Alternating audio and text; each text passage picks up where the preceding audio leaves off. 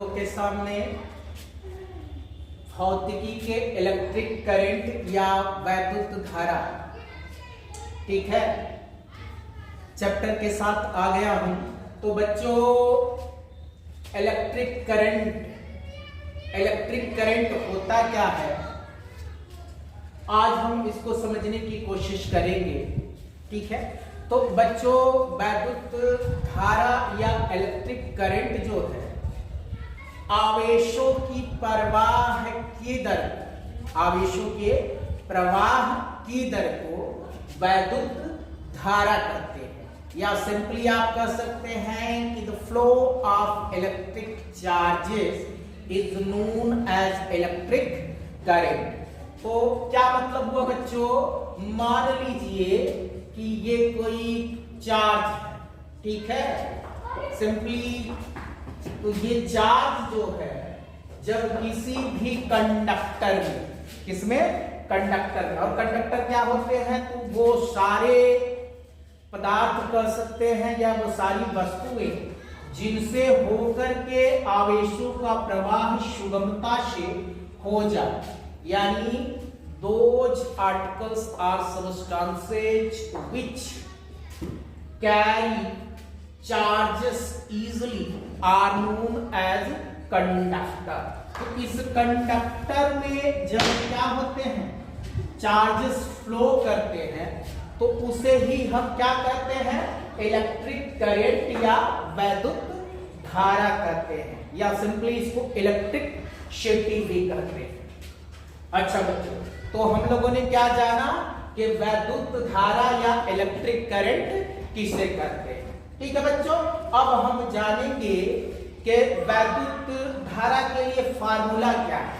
तो इसको वैद्युत धारा को या इलेक्ट्रिक करंट को सिंपली जो है हम I से डिनोट करते हैं, I से, और I होती है किसके इक्वल, Q बाई T, जहां पर Q क्या है, इसको चार्ज बोलेंगे, और T क्या है, तो ये टाइम होता है, ठीक है बच्चों।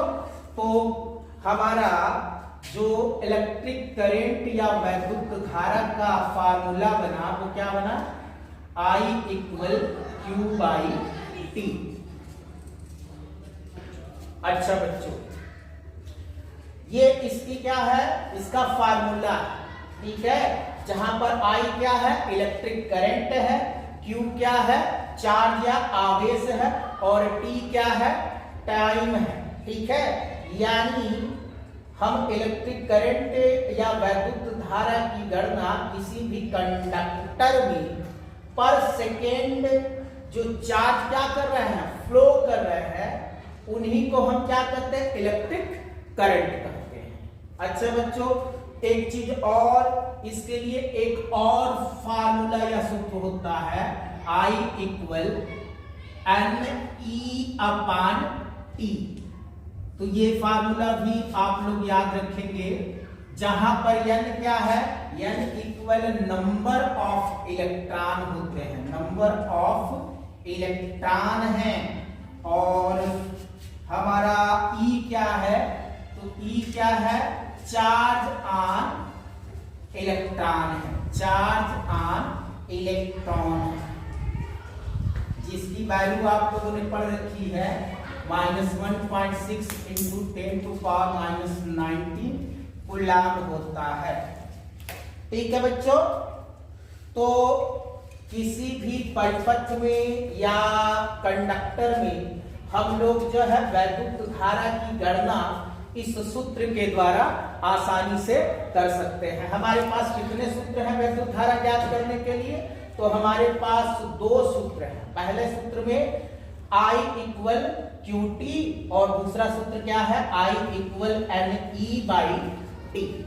अच्छा बच्चों, तो अब हम लोग वैद्युत धारा या इलेक्ट्रिक करंट के जो है मात्रक की बात करेंगे, यूनिट ऑफ इलेक्ट्रिक करंट, मात्रक या इसको यूनिट ऑफ इलेक्ट्रिक करंट। तो बच्चे जो हमारा यूनिट ऑफ इलेक्ट्रिक करंट होता है तो लगभग सारे बच्चों को ज्ञात होगा, ठीक है। और नहीं ज्ञात तक तो हम बता देते हैं। Q को किसमें मेजर करते हैं? कूलाम्ब में, इसमें कूलाम्ब में, ठीक है। और टाइम को किसमें? सेकेंड में। तो क्या बना? कूलाम्ब पर सेकेंड, और कूलाम्ब पर सेकेंड को बच्चों एम्पियर बोला जाता है। क्या बोला जाता है?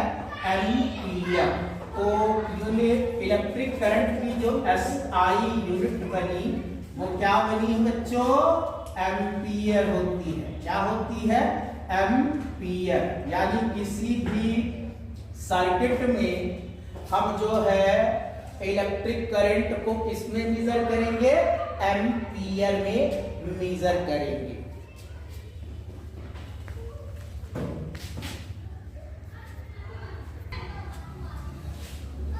ठीक है बच्चों, तो हम लोगों को इलेक्ट्रिक करंट की जो है यूनिट पता चल चुकी है, जिसको हम लोग किस नाम से जानते हैं? एम्पियर कहते हैं, ठीक है। अब हमने जो फार्मूला या सूत्र पढ़ रखा है, उस सूत्र की सहायता से एक न्यूमेरिकल को सॉल्व करने की कोशिश करते हैं बच्चों। तो न्यूमेरिकल क्या है? Find out electric current in a circuit if there are 20 coulomb charges are flowing in that circuit for 10 minutes। ठीक है बच्चों, तो सबसे पहले हमको जो गिवन है वो नोट कर लेते हैं। तो गिवन में क्या है बच्चों? गिवन में हमको चार्ज दे रखा है। क्या दे रखा है? चार्ज। कितने हैं? चार्ज हमारा 20 कूलम्ब है। फिर हमको टाइम दे रखा है। टाइम कितना दे रखा है? 10 मिनट दे रखा है। अच्छा बच्चों, कैलकुलेशन करने से पहले सबसे जरूरी चीज है कि हमको ये देख लेना होगा कि जो हमारे दिए गए यूनिट्स हैं क्या वो स्टैंडर्ड यूनिट्स में है। अगर स्टैंडर्ड यूनिट में है तो ठीक है, फार्मूले में रख के कैलकुलेशन कर लेंगे।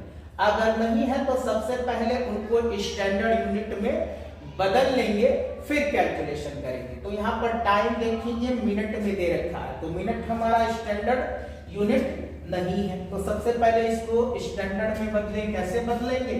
तो हमको पता है, ठीक है, वी नो दैट, क्या पता है बच्चों हमें? 1 मिनट जो होते हैं वो इक्वल होते हैं 60 सेकेंड के। तो 10 मिनट्स हमारे किसके कितने के इक्वल होंगे? 10 मिनट हमारे हो जाएंगे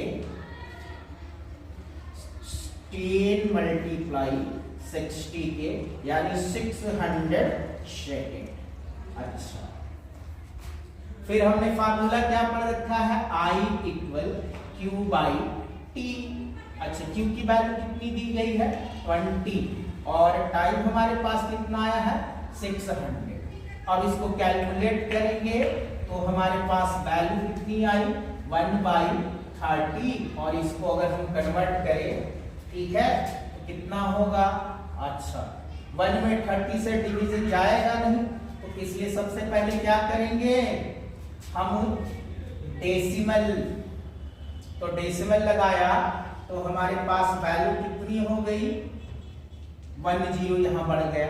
अभी भी 30 से इसमें डिवीजन नहीं जाएगा, तो क्या करेंगे? 1 0 और लगाएंगे।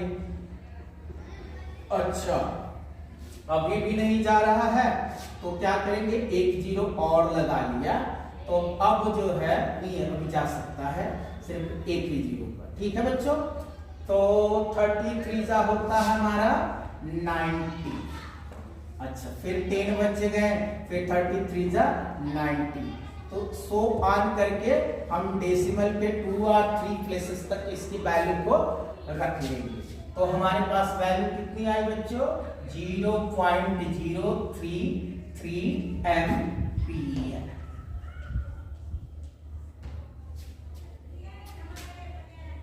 ठीक है बच्चों, तो हमने इस न्यूमेरिकल को सॉल्व किया, तो उस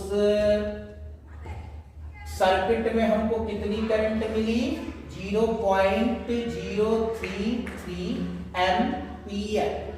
ठीक है बच्चों, तो बच्चों उम्मीद करते हैं कि आप लोगों को ये न्यूमेरिकल अच्छी तरह से समझ में आ गया होगा। ठीक है, वीडियो देखने के लिए धन्यवाद। सॉरी बच्चों, पिछले वाले वीडियो में आप लोगों को नीचे वाला पोर्शन क्लियर नजर नहीं हो आया होगा, तो इसलिए वीडियो को थोड़ा एडजस्ट करके हमने उसको क्लियर कर रखा है। अब वो सारी चीजें जो है क्लियर नजर आएंगी और आप लोग इसको अच्छी तरह से समझ लीजिए, देख लीजिए। ठीक है, ओके।